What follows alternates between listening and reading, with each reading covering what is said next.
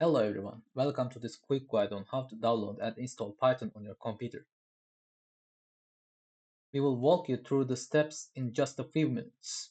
Let's get started. First step, visit the official Python website.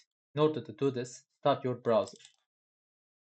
So, then we'll write python.org. Now we are in the official website. You can browse the section by hovering them and you can see the download section. So, we must download the latest version. We have seen the download section, so this website automatically suggests the latest version for your operating system. And now we will see how we will download it.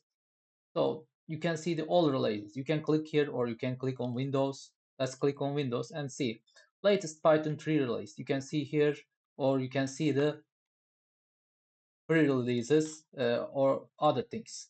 Now I will download the latest release. Let's click on it and see its features. You can see all the features here, and then you can choose your installer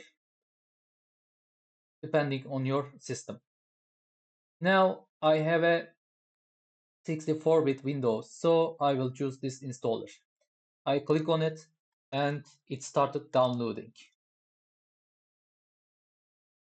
Step 2. After the download is complete, run the installer. Find the downloaded file in your downloads folder, or you can directly click on this downloads icon and find Python. So once you click, the installer will start. So be careful there. I'm choosing use admin privilege when installing pi.exe and add python exe to path. You must select add Python to paths because it makes it easier to run Python from the command line. Then click install now for the default settings.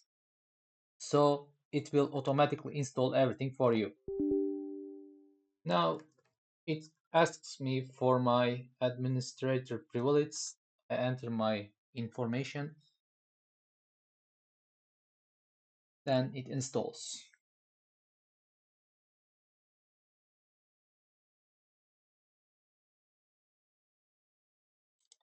Now setup is successful. So as the last step, we will check if it's installed or not. So in order to check whether Python is installed or not, just click on the search bar and write command prompt or cmd, run it, then write python 2 hyphens, then version.